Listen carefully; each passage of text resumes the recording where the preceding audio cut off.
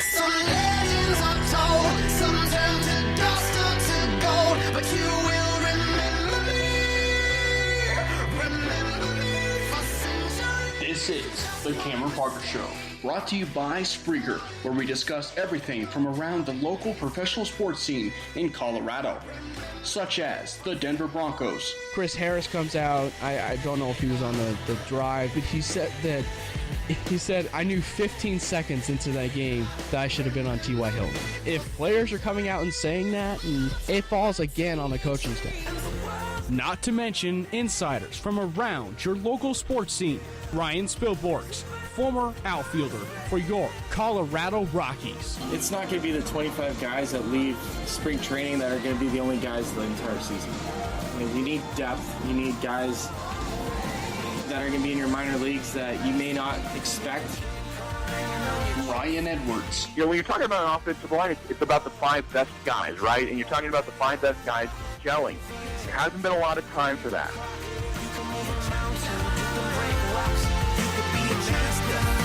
It's showtime. Are you ready?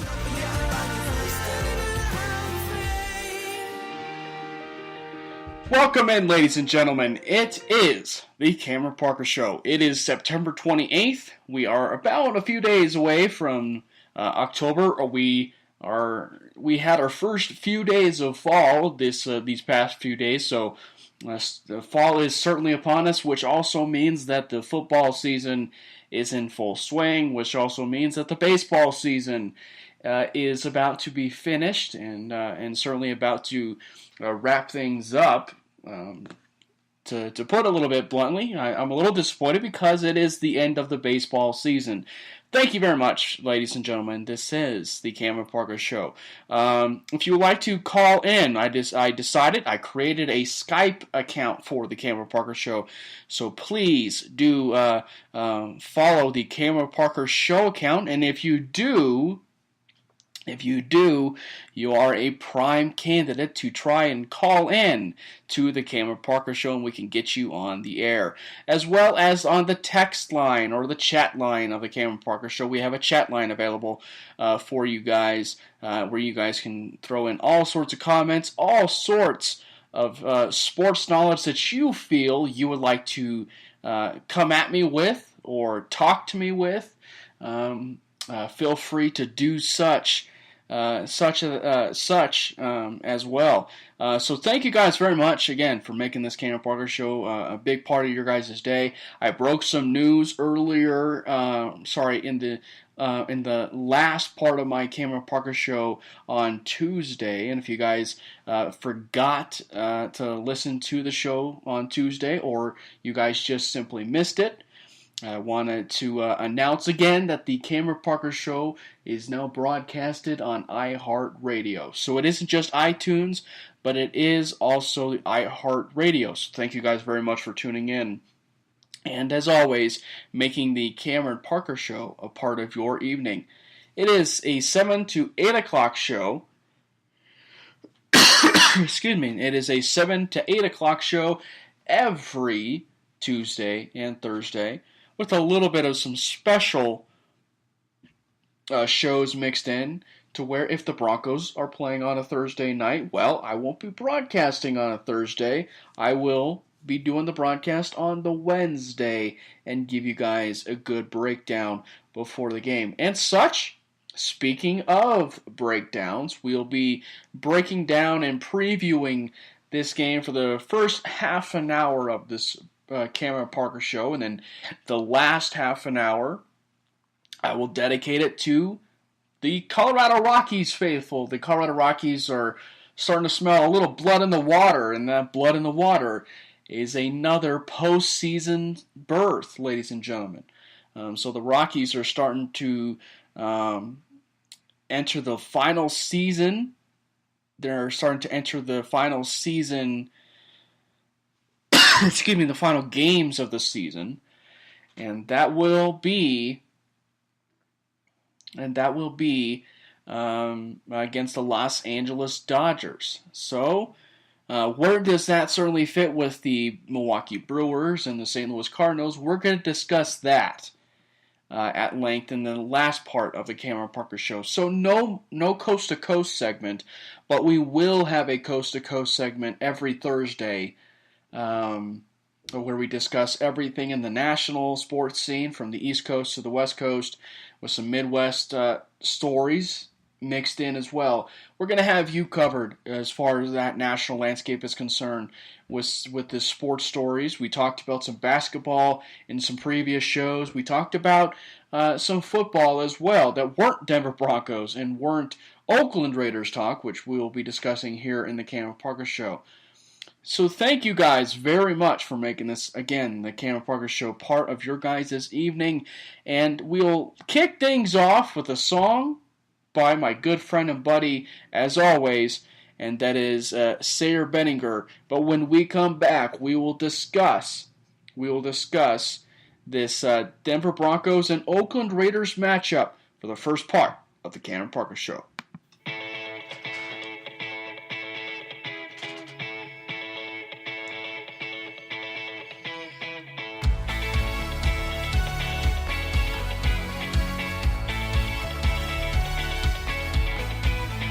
Let the heavens roar and all that's within me. Can't stop singing now. Revival is coming. There's no other name. To you be the glory. Every victory you have delivered me. Don't ever stop.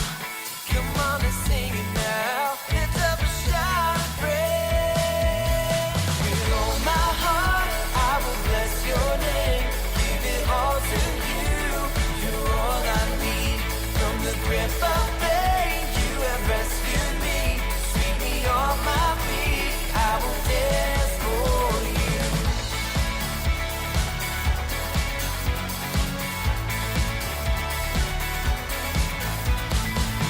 Everlasting love, oh, it surrounds me.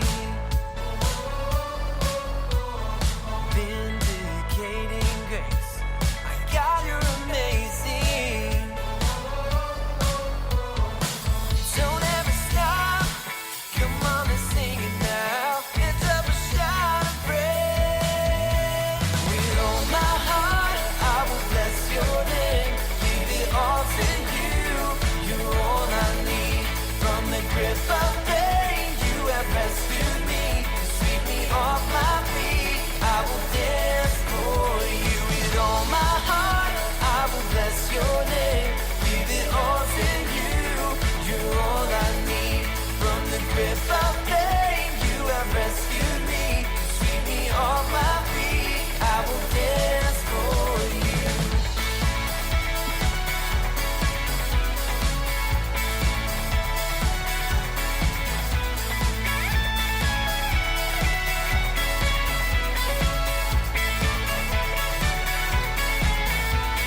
With all my heart, I will bless your name. Give it all to you. You're all I need.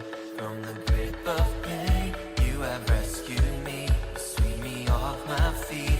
I will dance for you. With all my heart, I will bless your name. Give it all to you. You're all I need. From the grip of pain, you have rescued me.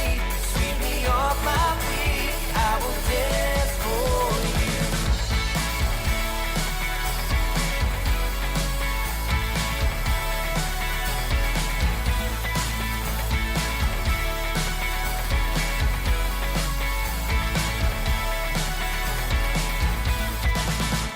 Welcome back, ladies and gentlemen.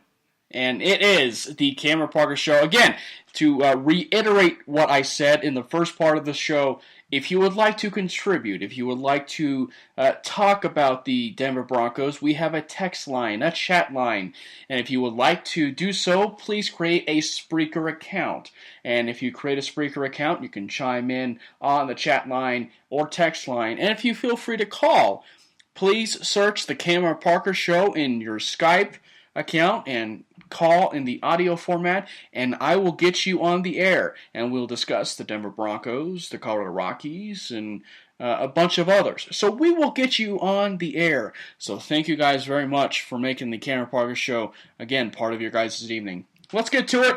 It is the Denver Broncos and the Oakland Raiders in a rivalry matchup. A lot of things I want to discuss a little bit here. And one of the keys and one of the areas that I want to discuss is this rivalry game. Because there is some discussion out there, and it's been discussed certainly of length in the past, 3-4 years. Maybe a little bit more than that, actually. But at least discussed more in the last 3 or 4 years. And that is this key discussion is, who is the Denver Broncos' main rival? Is it the Oakland Raiders? Is it the Kansas City Chiefs? Is it the Los Angeles Chargers? Is it the New England Patriots? So I want to get this topic certainly out of the way because we have a game on Sunday to talk about. If you ask me, I think as of right now, I think as far as who their rival is, I would have to say it is the New England Patriots. Because it is that team that is the stepping stone to getting to the Super Bowl every single year.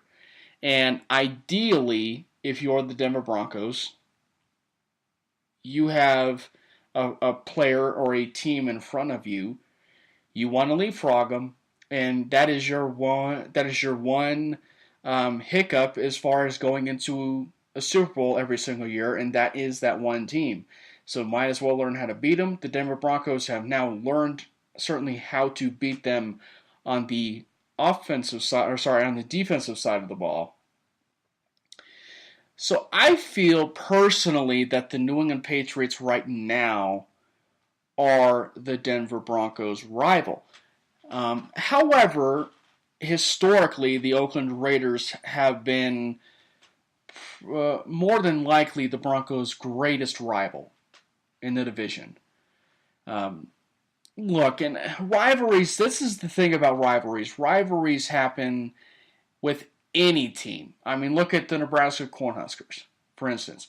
My Nebraska Cornhuskers. When they were in the Big 12, their biggest rivalry was probably CU. But they had a bunch of other rivalries sprinkled in there as well. Oklahoma, Kansas, Missouri sprinkled in as well. So this concept of a rivalry is very objective. Because it all depends on your point of view. But to get that cleared away, I feel that their biggest rivalry is the New England Patriots. However, over time, the Denver Broncos, and in their team history, their greatest rival has been the Oakland Raiders, in my opinion. All right, let's get to the game. Who are some of the key players? Who are some of the players that are going to stand out for you as far as who will be some of the players that have to step up in order for the Denver Broncos to come away with a victory against the Oakland Raiders? I will give a few. And we'll discuss that. And you guys chime in. Feel free to comment in. Feel free to let me know if you guys disagree with me. Feel free if you guys would like to give who some of your players are, key guys are. I'm going to give a few. So let's start off with the offensive side of the ball. There's one player that was signed in the offseason, and with the way that the Washington Redskins exposed the Oakland Raiders as far as using a running back out of the backfield, this player could help stretch the team out. However, the Denver Broncos potentially got maybe a good bill, if you will, a good bill of good news, or a good sheet of paper of good news on their injury report. And that good sheet of paper included the name Devontae Booker. Devontae Booker, ladies and gentlemen, it appears is en route to play against the Oakland Raiders. I am telling you right now, and I've been saying it since training camp, if you guys have been paying attention. The Denver Broncos have the best running back core they've probably ever had in the last 5, 6, 7, maybe even 8 years. I'm just speculating on that number. But D'Angelo Henderson's name is now in the mix. Devontae Booker is now into the mix. So you have Devontae Booker and Jamal Charles and C.J. Anderson. Jamal Charles, however, is the main player of focus. Because here's the thing, Devontae Booker, he's healthy. He's at least appears to be healthy. He appears to be on the fast track or on the track to play this Sunday. However, in a key game like this, in a key game against the Oakland Raiders, in a very key game before you go to a bye at home at Sports Authority, it's important for you to have your key players, your key offensive players, it's key for them to be given every opportunity to excel against a top opponent. And the best way that the Broncos can do that, and the best way that the Denver Broncos can expose a weakness of the Oakland Raiders, which is a running back out of the backfield, it's to give Jamal Charles every opportunity to touch the football, whether it's out of the backfield or give him touches in between the tackles or on stretch runs to have him run on the outside, which is one of the areas that he is really good at. Again, he is averaging about 5 yards a carry, which is nothing new, ladies and gentlemen, which is absolutely nothing new. He is one of the key guys as far as, actually he is the leader in yards per attempt in NFL history over Jim Brown and Gale Sayers and Barry Sanders. 3 Hall of Fame caliber backs and 3 backs that arguably might be the best running backs of all time. So I posed a question a little bit earlier, and we're talking different tangents now. Jamal Charles, with that being said, is a bona fide Hall of Famer because of that. He is one of the greatest big play running backs the league and the NFL has ever seen. So ideally, the Broncos have to find a way. They have to find creative ways to get Jamal Charles the football. And I'm going to tell you another offensive player that I think that might be sprinkled in much more on Sunday because of the defensive liability right now that is the Oakland Raiders. So I think Jamal Charles is one player that we might need to focus on as far as on the offensive side of the ball. The other side of the on the other positional group for the Broncos on offense, I want to signal or maybe point out Isaiah McKenzie.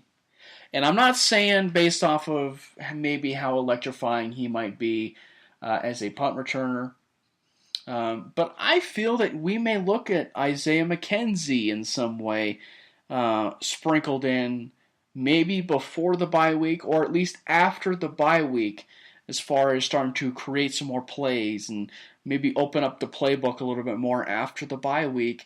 I think Isaiah McKenzie might be a guy that could see a significant jump in playing time and certainly design plays for him. And I think that this Oakland game might be a good one for him. You look at certainly a key game. You want all of your players and you want all of your key players to be used in some sort of capacity. And Isaiah McKenzie, we all understand and we all see where he can fit in the return game because he is a big play waiting to happen.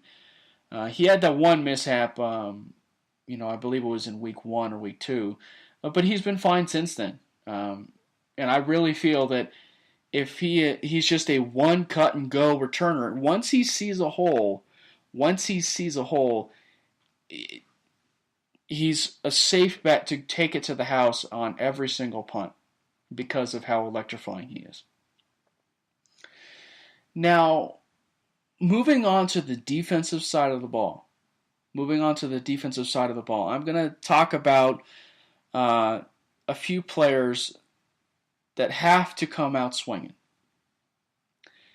And have to come out swinging is a relative term because the Broncos' defense has been really good against basically every single team that they've faced. However, they were punched in the mouth against the Buffalo Bills. So what do the Denver Broncos have to do to return the favor against the Oakland Raiders?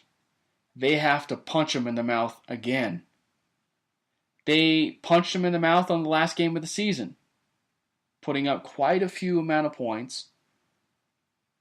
But that was on the offensive side of the ball. And also on the defensive side of the ball, the Broncos were pushed up front on the defensive line in the game against the Oakland Raiders in Oakland. It is imperative. The defensive line for the Denver Broncos appears to have had a facelift in this new season, and really, Domata Peko and Shelby Harris deserve a lot of credit for the way that they played as far as putting their stamp as far as on this game. And maybe on this game to the point where they won't get pushed around like they would. They won't get pushed around like they would against the game in Oakland. If you guys don't recall about that game in Oakland, we all agree that the Oakland Raiders offensive line at least deserves maybe some consideration to be the best offensive line of football. I disagree with that. The Dallas Cowboys offensive line is the best offensive line in football, and the Denver Broncos against the Cowboys made them look like cowgirls. They obliterated them every chance that they got. So for the Denver Broncos to obliterate on the snap and on the first read for a defensive lineman, he has to make him pay. Basically when it counts, and he has to make him pay. And for Shelby Harris, he has to come up big. He has to create pressure up the middle, and Domata Peko's got to stop the run. Those are two guys that are making a name for themselves on the Broncos defensive line.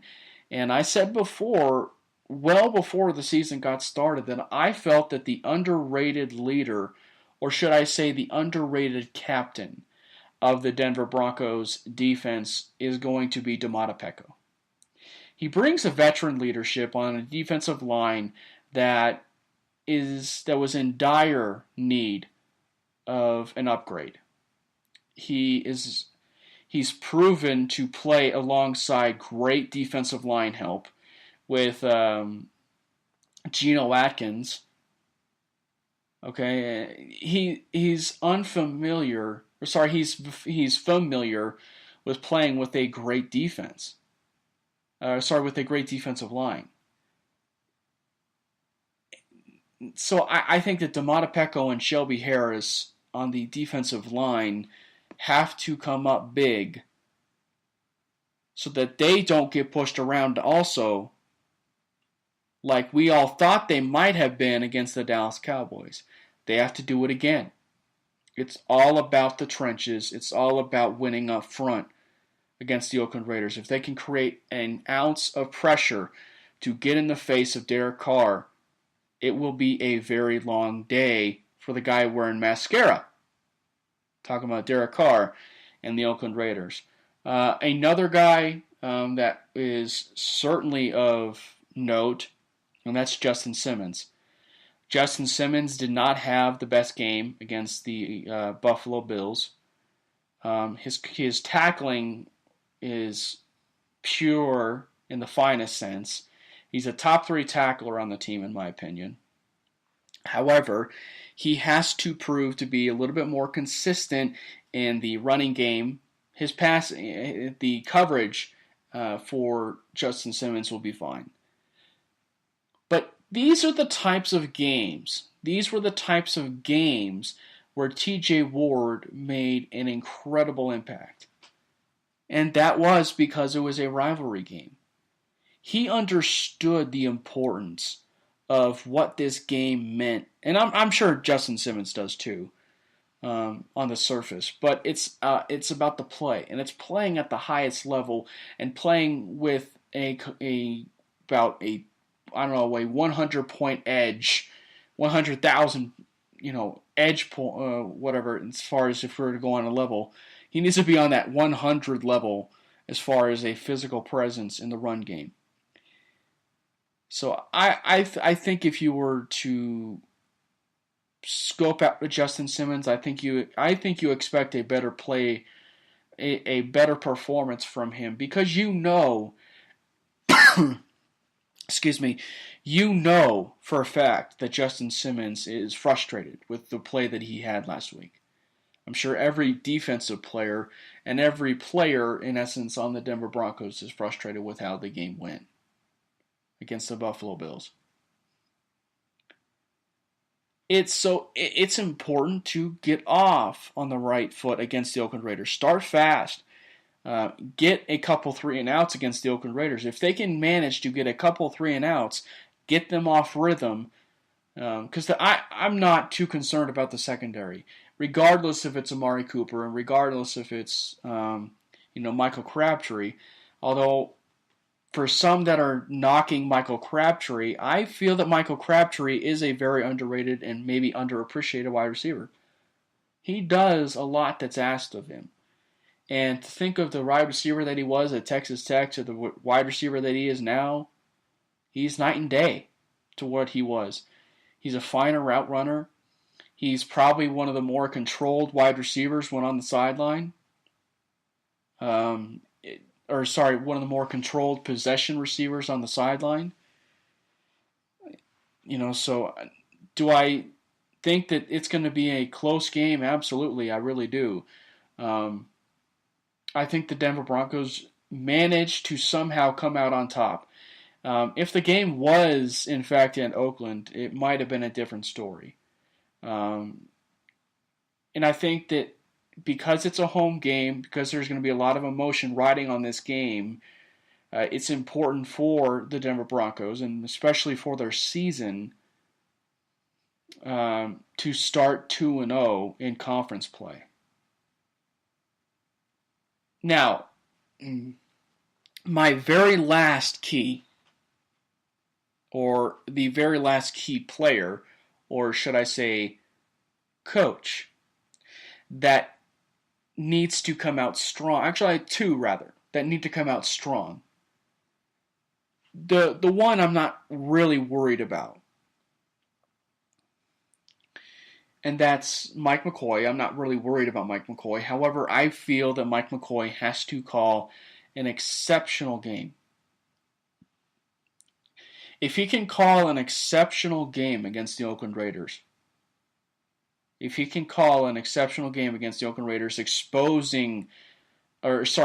Jamal Charles out of the backfield as a receiver, or having him run between the tackles, or run east-west and north-south every now and then. If he can do that, or utilize some of his skill players like Isaiah McKenzie or an emerging Benny Fowler. If Benny Fowler emerges as a number 3 wide receiver, it's going to make a heap of a lot of difference and take a lot of pressure off of Demaryius Thomas and Emmanuel Sanders throughout the season. So Mike McCoy has to do a tremendous job of scheming different plays and different techniques to get his best skilled players the ball on every opportunity. The Oakland Raiders do not have the best defense. However, due to the type of game that this is, the Broncos also at the end of the day, have to be disciplined. And this goes to Vance Joseph. Vance Joseph was outcoached against the Buffalo Bills. Vance Joseph, since he's stepped into the locker room, has instilled discipline in his team. And it's important, it's very, very important that Vance Joseph establishes with his players that the Oakland Raiders are one of the more penalized teams in the National Football League in the last 5, 10, 15 years. That's historically been the case for the Raiders.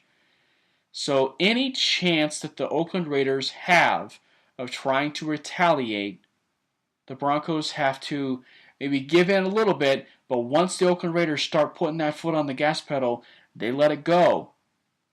And they let the Oakland Raiders get themselves a penalty. It's that discipline, and it's also understanding your role as a defense. It's understanding your role of not overcommitting on a run play. Not overcommitting that when your wide receiver is about to make a route, you don't bite on a route. You stay with him 100% of the time, and you maintain your spot with him as a corner or as a linebacker on a running back. This is where as far as the trenches and the offensive line and the defensive line and Vance Joseph especially, this is where they have to bounce back from Buffalo. So it is so important for the Denver Broncos to prove that they are the better team than the Oakland Raiders, because the way that the Broncos have played offensively and defensively in the first three games, let alone this Buffalo game, they actually have proven they are a better football team than the Oakland Raiders. And on Sunday, they have to prove it. So at the end of the day, I feel that the Denver Broncos do come out as victors. It will be a closer game than people expect. I expect a defensive battle. And if it's a defensive battle, expect the Denver Broncos to come out on top. 21-17 is the score. Denver Broncos come out on top on Sunday against the Oakland Raiders.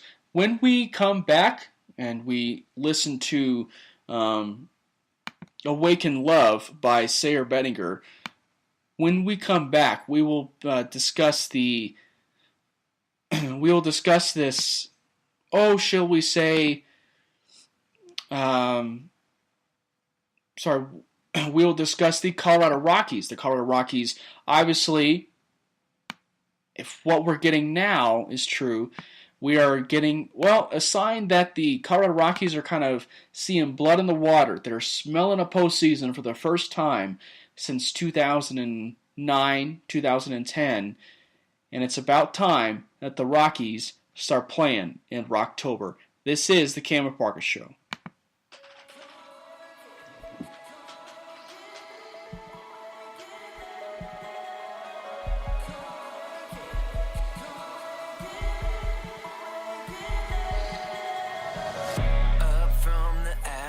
I will rise. Your light is breaking through the night. I'm breathing in the air of life. Not giving in, this is my fight. Come break me down, every part of me. Nothing can stop me now. Awaken, holy fire, breathe life into my soul. 'Cause we're ready for revival. Come awaken the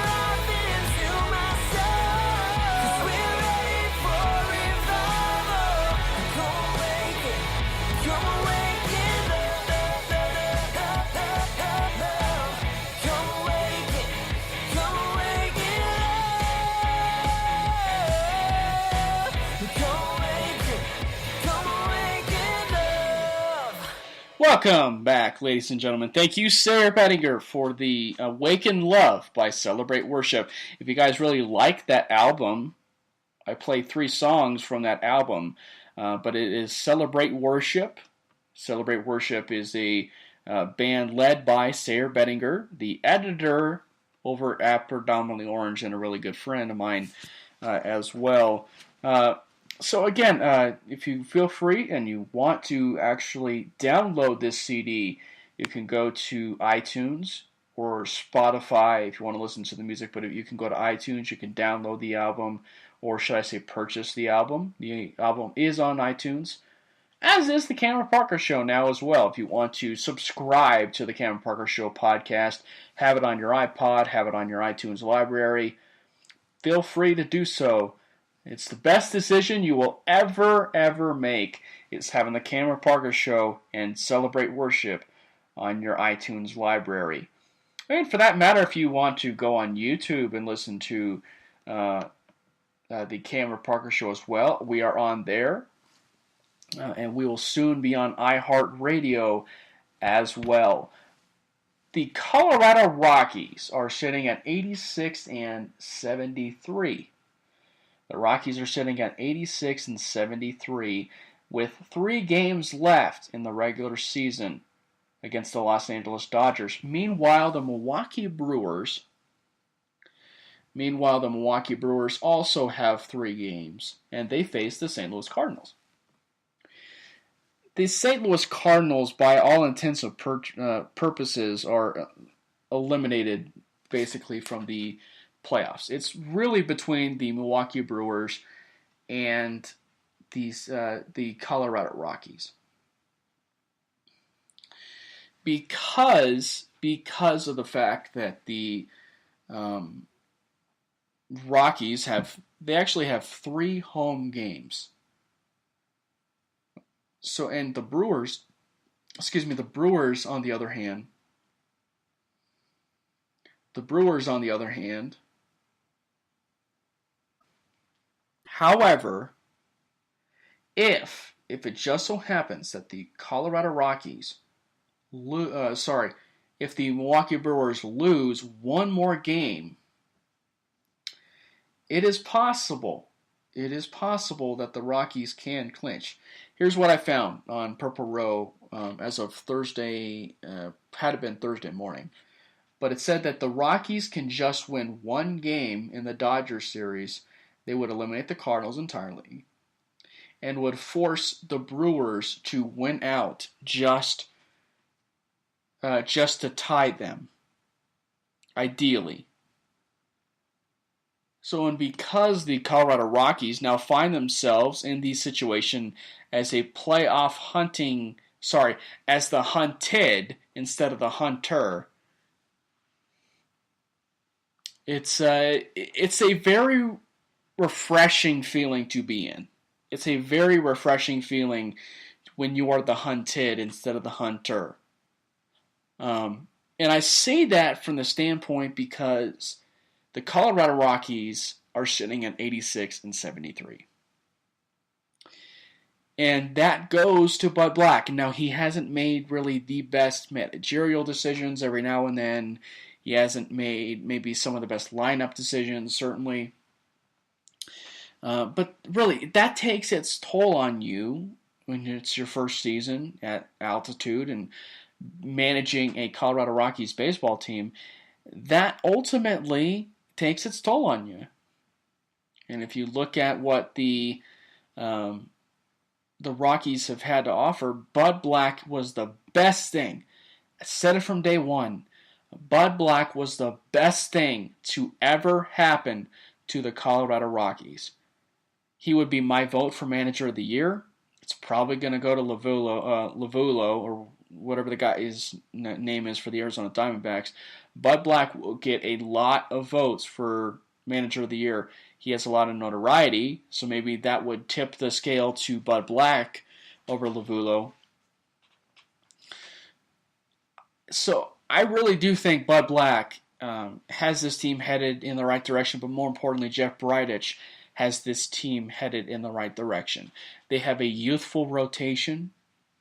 They have a guy who came out from the disabled list who is pitching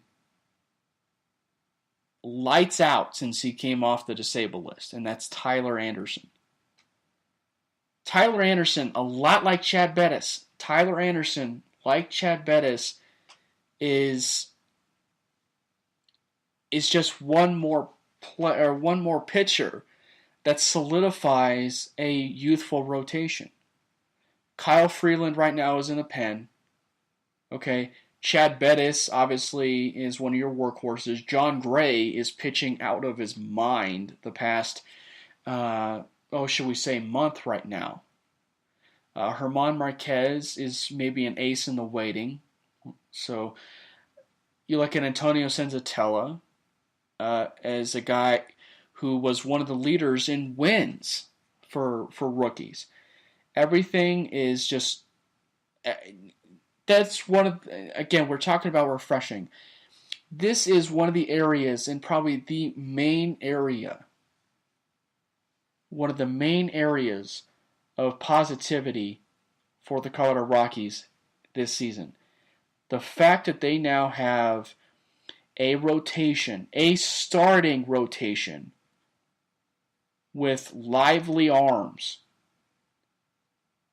and one of the rotations that can keep them intact for at least 4 to 5 more years, it gives you hope that the Rockies rotation will put a good foot forward in 2018. And now I feel the best thing for this rotation would be to get a veteran, proven starter in the offseason, re-sign Jonathan Lucroy, and whether you can do that and do both, that's up to Jonathan Lucroy to take a lesser deal, or that's up to the person or starting pitcher that they want to sign a deal for. And as well as solidifying their bullpen. Their bullpen is a little bit of a work in progress. However, over time you started to see a lot of the makings to be a really good bullpen with Mike Dunn, and Mike Dunn hit his rough patch, but he certainly came back down to pitching the way that he was at the beginning part of the season. Greg Holland as well hit that rough patch. Greg Holland appears to have kind of made some changes to his game a little bit, but he isn't as effective as he once was. However, once you start getting into October and a little bit more of the heightened awareness games, that's where you may potentially see a different Greg Holland, or should I say the Greg Holland that we were accustomed to seeing at the beginning part of the season. But anyway, the Colorado Rockies are in a very, very good spot to make the postseason. All they have to do is win 2 of their next 3 games. Or, for that matter, the Brewers have to lose 1. If the Brewers lose 1 game and the Rockies win that game, well, it's official. The Rockies will have put their ticket into the postseason. And it will be pandemonium at Coors Field.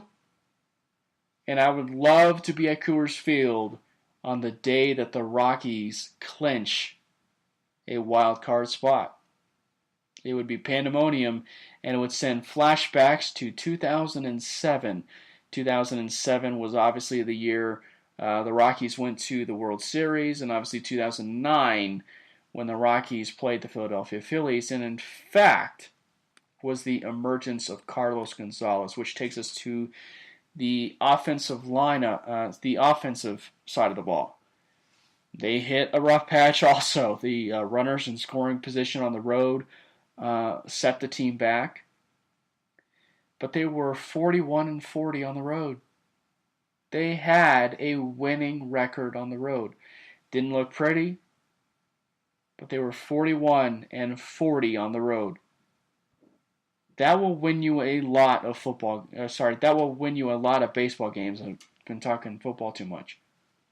That will win you a lot of baseball games when you at least have a winning record on the road. It is imperative. It is so imperative for the Rockies to show that they can win on the road consistently. And for this lineup, so one of the things that has been missing from this lineup has been stability at catcher. Signing a guy or trading for a guy like Jonathan Lucroy now assures the lineup up and down that they will be no slouches. That everything to the standpoint for the Rockies lineup from 1 to 8 will provide punch and will provide fireworks no matter who the pitcher is. And the best part about the Rockies' run currently right now is the fact that the Rockies are getting Trevor Story and Carlos Gonzalez, and particularly Jonathan Lucroy as well. They are getting them right at the right time entering the postseason. They smell blood in the water. They want to be a part of this postseason. And by the way, the thing about Trevor Story that may be the biggest X factor aside from Carlos Gonzalez in this lineup, is the fact that if Trevor Story, and it's really just him and his adjustment, but if he understands his strike zone, if it just so happens that he's figured out his strike zone and it's going to be a permanent thing, if he figures out his strike zone, he will be an incredibly deadly hitter. He puts contact on a ball a lot like Carlos Gonzalez. When it comes off the bat, you have no idea where that ball is headed. You don't know if it's headed over the outfielder's head. You have no idea if the ball is going to be 30 rows into the stands. Trevor Story is a unique hitter. If he can just hit the film room, understand his strike zone a little bit more, he led, or should I say with 3 games left to play, he led the entire National League with as far as the percentage of hard hit balls. That shows you, same with the BIB IP stat, that shows you that Trevor Story, despite the strikeouts and the alarming strikeouts, that Trevor Story is doing everything he can to put the ball in play. That Trevor Story is doing everything he can to put the ball in play. And that's exactly what you want from a hitter that's going to try and maybe figure out his strike zone. So again, once Trevor Story figures out that he can't hit a ball on the upper part of the strike zone, or he can't hit a pitch on the outside, or he has to go with a pitch and make it go the other way, once he starts figuring out those little nuances of his stance and his ability to hit, he will be a tremendous hitter. Whether that's with the Colorado Rockies or not, with the emergence of Brendan Rodgers, who I know that the Rockies franchise would like to call up eventually. It's important that Trevor Story continues his hot streak against the Los Angeles Dodgers, and it's important that the Colorado Rockies put their stamp into the postseason. But back to Jonathan Lucroy for a second. Tony Walters, he was with a Tony Walters, he was hitting better.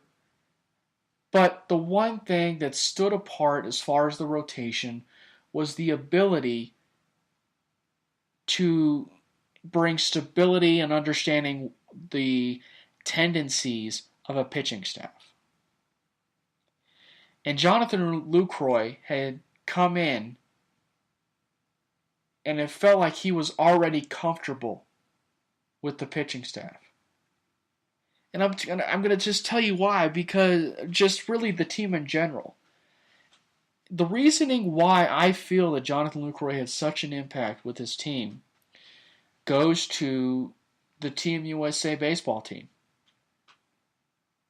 I believe that because Nolan Arenado played with Jonathan Lucroy. He even played with Pat Neshek.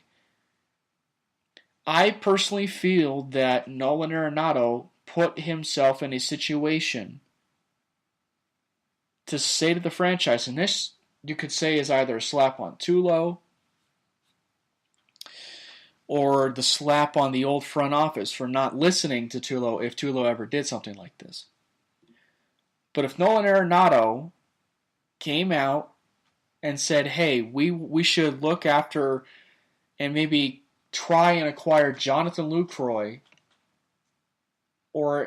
and a Pat Neshek to bolster a potential weakened bullpen at the time, you should do it. And you should be listening to your star. And if the case is that the Rockies never listened to Troy Tulowitzki over that time, well, that's shame on them. However, truth be told, the Colorado Rockies were never in a position to contend all but twice with Troy Tulowitzki. Say what you want. He had the great September to remember, but the thing that people remember is a month like J.D. Martinez in the month of September, when you are competing. And you are competing for the top wildcard spot to play at home. J.D. Martinez is, you could say, either played himself off the Arizona Diamondbacks roster, or the Arizona Diamondbacks are going to pony up and pay J.D. Martinez a boatload of money. That's a little bit of a tangent, but you have to understand is that when Troy Tulowitzki put up the numbers when it mattered, their season was lost. Nolan Arenado helped this team contend at the trade deadline. That allowed the Rockies and Jeff Bridich to strongly consider that made the Rockies strongly consider trading for Jonathan Lucroy and Pat Neshek. How many times can we even recall that the Rockies made one trade deadline move? I mean, the only trade certainly that I remember that was of significance was the Rafael Betancourt move to solidify the pen. And now you look at the Rockies and you look at what they've trying to accomplish. They decided to go after another one and get Jonathan Lucroy. And the best part about all of this is Jeff Bridich did not give up any of his top prospects for Jonathan Lucroy or Pat Neshek. Everything, he did not mortgage his future to make the team better. And that is another reason why the Colorado Rockies are in a better place than they were last year. Did they create certain heartbreak, and did they create, heartbreak to the point where we weren't sure if they're going to make the postseason or maybe still not make the postseason? Absolutely. I mean, who knows? Anything can happen. It's the MLB. It's about as unpredictable as the NHL once you get to the postseason. So, ideally, and perfecto, I guess, the Colorado Rockies have now found themselves in prime playoff contention with 3 games to go. And that is a testament to the fans and to the fans' patience with Jeff Bridich. And that is the patience to allow Jeff Bridich to make the necessary moves to get better. And not only that, the moves have gotten better.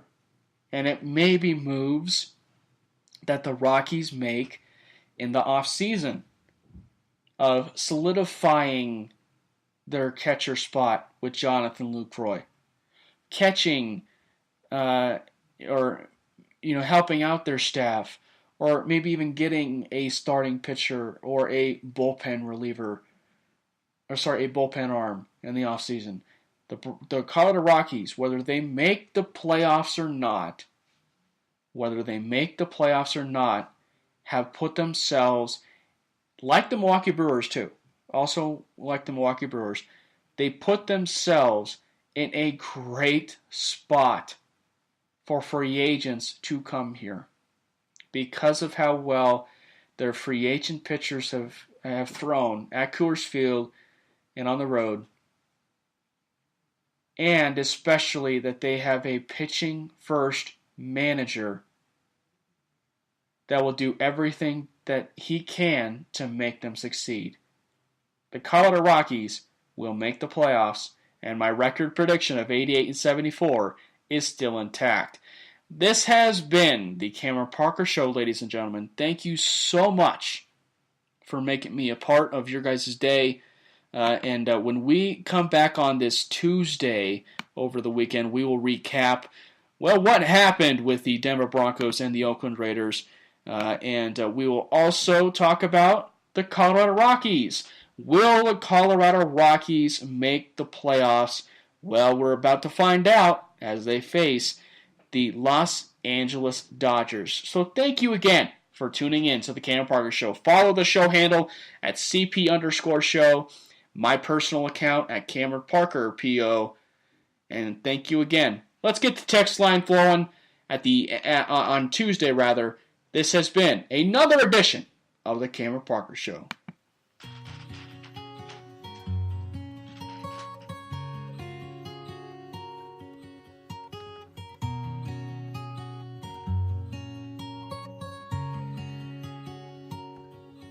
We lift praise to you in heaven,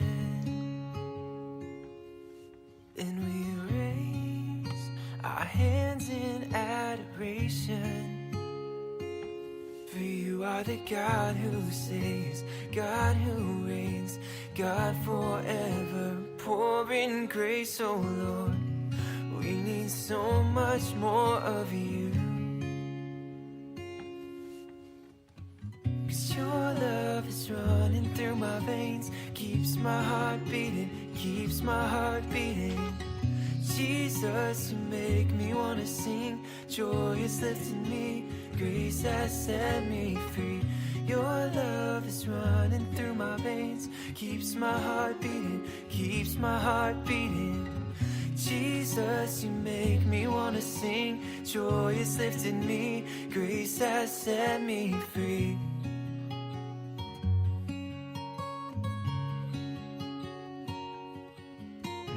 Chains have fallen off our feet, so we dance before our God and King. For you are the God who saves, God who reigns, God forever, pouring grace, oh Lord. We need so much more of you. 'Cause your love is running through my veins, keeps my heart beating, keeps my heart beating. Jesus, you make me wanna sing, joy is lifting me, grace has set me free. Your love is running through my veins, keeps my heart beating, keeps my heart beating. Jesus, you make me wanna sing. Joy is lifting me, grace has set me free.